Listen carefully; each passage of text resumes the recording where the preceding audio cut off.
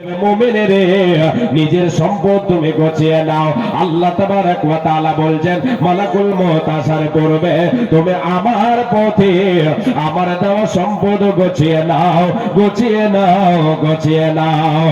মরণ পাকে এসে যেদিন করবি ডাকা ডাকে থেমে যাবে জীবন, তোমার বন্ধ হবে আঁখি।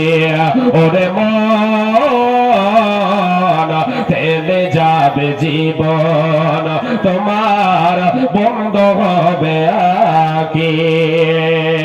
দুনিয়াতে আছো তুমি টাকা পয়সা নিয়ে, মরার পরে করবে দাফন সাদা কাপড় দিয়ে।